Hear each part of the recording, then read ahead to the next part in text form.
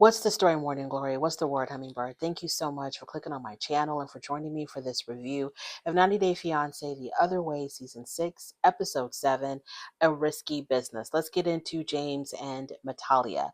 So this is James' first full day in Indonesia. Him and Matalia are at her parents' home because the parents are going to show James how they make their banana chips, which is the family's main source of income. So they teach him how to do it because they have like an industrial type of kitchen in their home. They teach him how to do it, and they tell him that they sell the banana chips for about $1 a bag. James immediately figures out that that is not going to be enough to basically sustain his lifestyle with Matalia, and on top of that, to pay off whatever debts he still owes in the United States, because he has a car that he still has a loan on, and he's making monthly payments for. So he does the calculation in his mind, and he's like, no, the dollar a bag is not going to cut it. So they finally tell her parents that they have decided to move permanently to Indonesia. Her parents are extremely happy about it because they've always wanted Matalia to come back home. Now, James also brings up that if selling the banana chips, he also brings up that selling the banana chips may not pay for their car. So they're sitting around the table in her parents' kitchen, and after they tell the parents that they're going to be moving to Indonesia permanently, James is telling Matalia to tell her parents that he doesn't think that, he's going to be making enough money to pay off whatever debts he owns on the car. The father, Matalia's father, offers to help. And he says, don't worry about it. We'll help you any way we can. He also gives them a very strict lesson on loans, and don't take out loans from the bank because then the bank will own you. So James keeps pushing her to step into the conversation and to help him explain. I wasn't quite sure what he wanted her to explain. I guess he wanted her to explain to the parents how life is going to be financially hard for them, and they don't want to be a financial burden to her parents, because the parents offer to help. And I guess James wants them to understand that they don't want them to help, that they're going to try to figure this on their own, but it's going to be difficult. I'm really not sure, but he was getting extremely pushy with Matalia to join him in the conversation and not just translate what he's saying, but also to give her input into the conversation. Matalia was getting frustrated with James because she was like, I'm trying to explain to them what you just told me to tell them. And I have to also think about what I'm trying to say and translate it into English. And he tells her, you don't have to translate what you want to say. Just talk to them in your language. Just let them know that we have these other debts that we're trying to take care of. And Matalia got really frustrated with James because he was being very pushy with her in trying to include her in the conversation. She began to cry. She got emotional. It got really awkward for the parents because they don't understand what they're saying to each other, but they can clearly see that there's something wrong because our daughter's getting extremely emotional, and it just went downhill from there. So she starts crying because James was just doing way too much and forcing her to speak up. And she tells her parents that, she didn't mean to come back home just to be a burden to them. And her parents are they're very sweet people. They're very, calm, down to earth, loving. And so they were trying to let her know, you're not a burden to us. Um, then Matalia completely breaks down. She completely loses it. Like, she starts to do that type of cry where she's also like hyperventilating. She completely lost it. So she's crying really hard. Her father tells her to kiss her mother's feet and to ask for forgiveness. Now, this is where I got lost because Matalia was extremely apologetic to her parents as far as saying, I don't want to be a burden to y'all. I'm so sorry. And I thought her parents were very understanding because the father offered to help them financially. What I didn't understand was why the father told her to kiss her mother's feet and to ask for forgiveness. I didn't know why she had to do that. I didn't know what she did wrong to require her to ask for forgiveness. And James was just as confused as I was. Now, setting all of that aside, let's talk about James. And I've always said this about James. I don't think that James wants to stay in Indonesia. I think that he is planting little seeds to make Matalia come to the conclusion, or to make Matalia decide to want to go back home. Now, for whatever reason, he's not going to be straightforward with her by just telling her, hey, I don't want to be here. Maybe because she's going to, explode on him. I don't know. Maybe he's scared of her. So instead of just being upfront, he's playing these little manipulative games, I guess, to get her frustrated with life in Indonesia. And then he's going to basically hope that she's going to be like, you know what? We've been fighting ever since we got here. Our marriage is suffering living here. Let's just go back to America. I think that's what he's hoping. But like I said, he's just not strong enough or has much of a backbone to tell her to her face, because Matalia is a firecracker. And maybe he's afraid of her reaction, that she's going to go completely off on him. So maybe that's why he has to, take on this, really passive aggressive way to try to get what he wants. Moving on to Shawn and Joanne. So Shawn and Joanne, they are our newest couple. We did meet them before. Shawn lives in Ireland. Joanne lives in Long Island, New York. He's 28. She's 43. They both have children. He has a daughter. She has two sons, 12 and 18 years old. So Shawn tells us that his type of a woman is American Italian MILFs.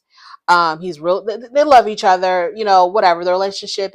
They're really much into each other.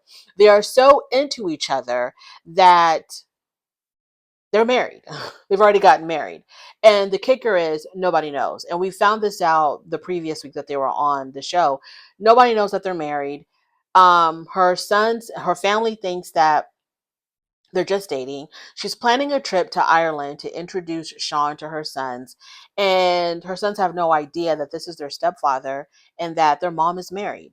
Nobody knows. So Shawn and Joanne are FaceTiming each other, and they're trying to figure out a way to tell their families that they're actually married.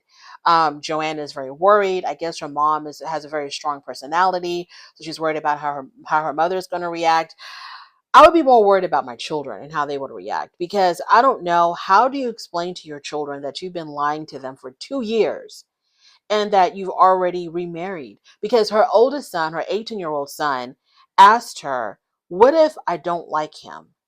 And she says to him, and she also tells us at some point, that if her children don't approve of Shawn, then she's not going to stay in Ireland. So I'm thinking, wouldn't you have, like, I don't understand. I don't want to state the obvious here, but wouldn't she have tried to have gotten this approval, or made sure that her kids and her man got along before she even married him? It baffles me. It absolutely baffles me that she's been lying. It's not just that she's been keeping a secret or that she's omitting the truth about her relationship with Shawn. She's been blatantly lying, because she tells her kids that this is her boyfriend. And she says to her children over breakfast, this is the first time that you've seen mommy actually dating someone. Well, mommy's actually married to that someone. And in a way, it's sort of unfair for Shawn, because he's committed, I'm going to assume, he's committed his life to Joanne. And he has no idea if she's going to stay with him, because she still has to get the stamp of approval from her children and maybe the rest of her family. So he has no idea if his wife is going to be staying with him, if this marriage is going to last. Everything hinges on whether or not her kids like him. And all of this could have been avoided if she just would have, explained to her children, and been more honest with her children and her family. Another issue that I have with Miss Joanne is that she's way too old to be playing these kind of games. I think there comes a point in your life, especially when you're in your 40s, where you can just tell people, hey, this is what I plan to do, take it or leave it. Instead of playing these games of, I don't like, hiding and lying and all this other stuff that she's doing. I think she's way too old, because now she's caused herself unnecessary stress thinking about how her kids are going to react, not just to her wanting to be with this man in Ireland, but the fact that she's married to this man in Ireland. It's just, to me, I don't understand why you just couldn't tell your children or run it by your family before you actually decided to marry this man. He's ready to spend his life with her. He's expecting her to come to Ireland to live with him. And she can't even make that promise, because it all depends on whether or not her kids or her family is going to approve. Moving on to Corona and Inky. It's the second day of Corona being in Iceland. Inky has warmed up to her a little bit. The first day when she arrived, he was a little bit distant. He wasn't as affectionate as she expected him to be. But day two, he's a little bit better. Now they go out to a little cafe to have some buns because I think it's a national holiday and the traditional thing to eat are a certain kind of bun.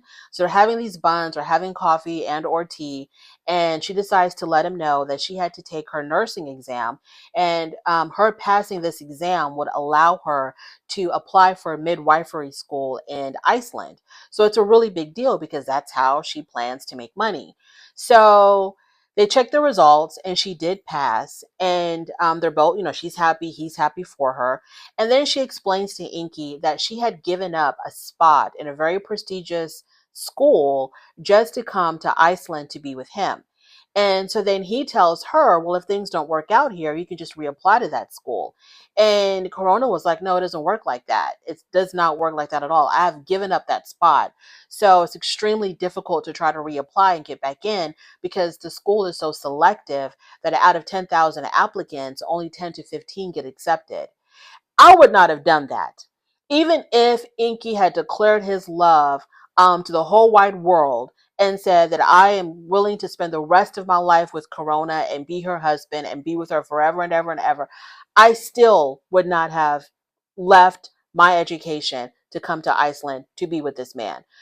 I wouldn't have done it. I would have been like, you know what? Let's put a little pin in that. Get back to that later. Let's talk about this again after I've graduated. There's no way that I would have worked hard to get into a very selective school or an exclusive school or prestigious school and give it up for a man, especially for a man whose love for me is so lukewarm. I wouldn't have done. I don't know what Corona is thinking. So he doesn't really understand the gratitude of what she did just to be with him. He doesn't get it at all. And then she starts talking to him about how she has let him live multiple times because she's practicing soft parenting. Otherwise, she would have given it to him multiple times because he's done things that she doesn't like. Okay. He's done things that have upset her, but because she's trying to be a gentler version of herself, she has let him slide. So now she's telling him, she's basically warning him. She's letting him know that, look, I've let you slide so many times because I'm trying to be, I'm trying to do this soft partnering thing by not going crazy on you. But I just want you to know that, you need to tread lightly with me because you're about to unleash the beast within me. So tread lightly with how you treat me and etc. And he kind of plays it off. He doesn't take her seriously. He says, oh, well, if I unleash the beast, then I'm just going to try to make you laugh. And she tells him, I highly suggest that you don't do that. If you care anything about taking another breath on this earth, I highly suggest that you don't do that and, take me seriously. So we'll see how that goes. I really want to know from Corona, what is it about Inky? What is it about him as a person? Or what did he do to you to make you feel like he was worth giving up your education to come to Iceland? What was it? Because I don't get it. Whatever they got going on, to me, it is not screaming giving up your whole entire life back in America was worth this. Moving on to Statler and Dempsey. So Statler, like I said before, she arrives in England in a really bad mood because she's having second thoughts about the van life. She's having second thoughts about her relationship with Dempsey. She's thinking that Dempsey is just using her to fund her van life, because this is all Dempsey's idea, to go through or drive through Europe in a van. It's all her idea. So Statler's beginning to have doubts about this whole situation and thinks that she's just being used because her friend back in America had sown the seed and was telling her that, look, I understand that you have these fears of abandonment and fears of being neglected, and you're only staying with Dempsey because you're trying to hang on to this relationship. But girl, I don't think Dempsey is really good for you. I think she's just using you. So her friend has already planted these seeds of doubt, and they've just been sprouting on her way to the UK. Now that she's here, she was in a really bad mood. Dempsey tried to cheer her up. Dempsey tried to figure out what was going on with her. She didn't want to communicate. But when Statler saw the van, and when they went inside the van, her spirits lifted. She became more bearable. She was feeling a whole lot better. She said that it was just the unknown that had gotten her in a really bad mood, not knowing exactly what the van was going to look like, if it was going to be spacious enough. So they showed us the inside of the van. And to tell y'all the truth, y'all, when I looked at that van, I felt claustrophobic. I understand that it's just a van, but I felt really claustrophobic. I didn't think that the space was really big enough for two people, especially when one of them wants to catch an attitude because, she's feeling some kind of way that day. That van to me did not look like it was big enough, but whatever. So now that she saw the van, Statler feels a lot better. She's getting a little bit excited about the trip. She's, feeling, she's just in a much better mood. And Dempsey's happy because now Statler's happier. So we'll see how that goes. And that's the end of my review. Thank you so much for joining me. I really do appreciate it. On your way out, please don't forget to rate the video if you like this content, subscribe to my channel, and I'll definitely talk to you later. Bye.